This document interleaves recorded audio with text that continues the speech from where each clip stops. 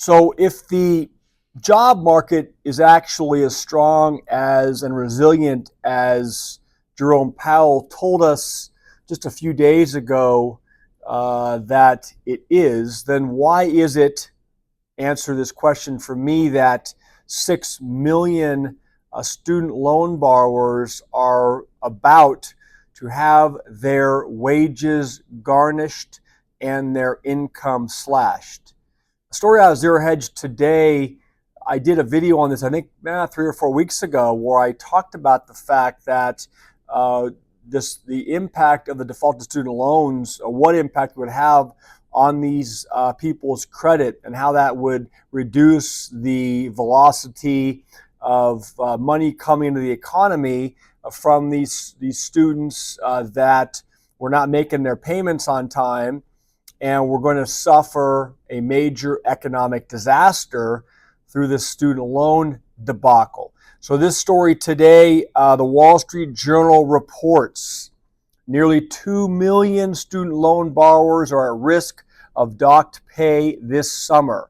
Roughly 6 million federal student loan borrowers are 90 days or more past due after the pandemic era reprieve in payments ended. The credit reporting company TransUnion estimates about a third of them, or nearly 2 million borrowers, could move into default status in July and start having their pay docked by the government. Now that's up, it says 1.2 million, that's up from 1.2 million that TransUnion had estimated in early May. So early May, the estimate was 1.2 million would be into default status by July. Now they're saying 2 million, with an uptick to as much as 6 million young people around this country. An additional 1 million borrowers are on track to default by August, followed by another 2 million in September. Borrowers fall into default when they are 270 days past due. Think about that. What obligation, other than an obligation owed to the federal government, could you be 270 days past due and only then be declared in default? Wage garnishment is also set to restart this summer. Until past due payments are paid in full or the default status is resolved, borrowers could see up to 15% of their wages automatically deducted from their paychecks. Says borrowers who have been newly reported as delinquent since then on their student loans have seen an average, and we discussed this on that show before, a 60-point drop in their credit scores. And I share with you on that video many stories of students that are seeing 100-point drops or more in their credit score. More than 9 million are expected to see their credit scores drop this year, according to the New York Fed estimate released in March. So what it says is, and I agree with this, it's a big deal. And it means that millions of Zoomers and Millennials are spending every penny right now they have, and they're already struggling. So now a lot of these folks are going to have, these young people are going to have another potential 15% of their wages zapped away. Am I saying that that's not justified? No. I mean, if you take out an obligation, for example, you borrow money and you agree to repay it, you've got to repay that money. The problem is that we have an economy that's on life support. These young kids, I say kids, students coming out of college are not finding, let's say, gainful, I use the word gainful intentionally, employment. And they're not making enough money to pay for their everyday expenses of life, their rent payment, it's unlikely they own a home, their car payment, their food, their insurance, things of that nature, and also honor the student loan obligation. And again, don't forget the interest rate on those student loans is, is pretty low in many of those loans. It says many graduating are struggling with a much tougher job market. Business Insider reports Gen Z college grads hit the job market at the worst possible time. Zoomers are starting down a tough road hiring market. Economic uncertainty has contributed to employees' wariness to quit and companies' hesitancy to hire, especially for those ones that come out with degrees that basically don't have any weight behind them, okay? Communication, general economics, things of that nature. Artificial intelligence is, well, okay, so AI also is coming on, as we know, fast and furious, is also going to be a big disruptor, okay, to compound this situation. So it's long been typical for 20-somethings to have a higher unemployment rate than the general population. And the overall U.S. unemployment rate is still relatively low. But one development, however, a new development, is that young people with college degrees are being hit hard by this economic slowdown. The one that Powell says we're not experiencing, right?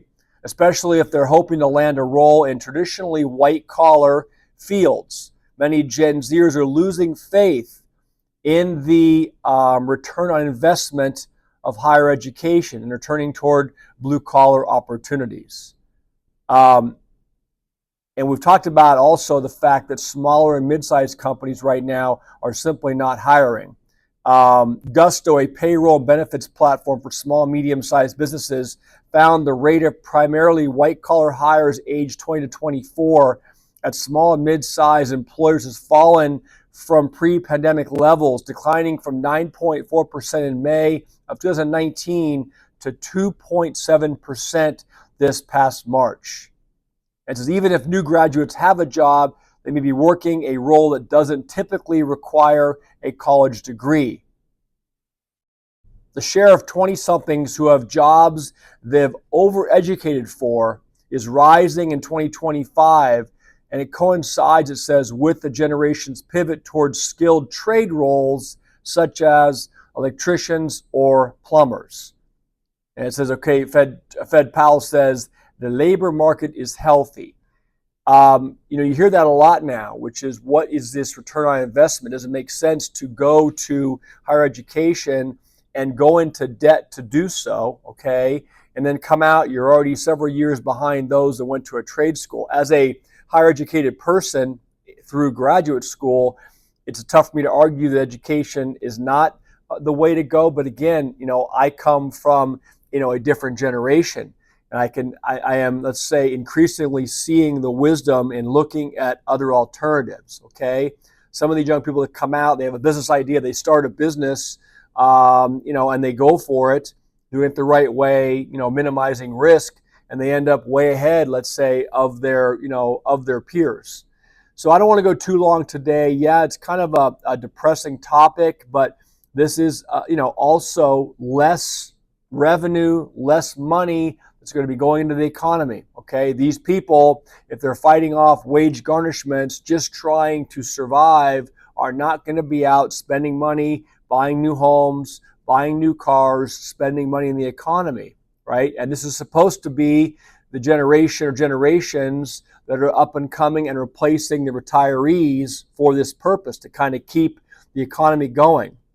So this is a big deal. It's at the forefront now. Wage garnishment is, forget that the idea that, it puts you, number one, their credit scores are already taking a big hit. It's obviously a big embarrassment for the young people to have to go through that procedure. So what's the solution? If they're not generating enough money to pay their bills and everything else, they have to make a choice between paying that student loan payment or paying to keep the lights on in their rental unit. So guys, this is something that all of us that are older or even retired, it's easy to kind of dismiss, but this is will have a massive impact, on the U.S. economy. So I'll leave it there today. Thanks for watching. Thanks for hitting the like button for me. Please subscribe if you're not subscribed. We're having a nice uptick recently in folks watching the videos, subscribing. I do appreciate that. We are growing. Love to hear your thoughts and comments going into a weekend here. Markets went up today. Everything seems to be back to normal. Markets are on a tear. I saw the U.S. dollar continues to weaken. Watch that, okay? Gold and silver sold off today. So you've got the the reversal of the fear play now. You have, what seemingly appears to be money moving back into the stock market that was on the sideline. And so let's see how this plays out with a reduction, if you will, in geopolitical tensions here. Some trade negotiations going on, some good news on some of those fronts if you watch the mainstream media. But in any event, it had a very positive impact on the stock market today. So I will talk to all of you guys over the weekend. Going to be leaving here in about an hour to get my workout in. Please don't neglect that this weekend. And again, I appreciate all of you. I'll talk to you soon. Bye.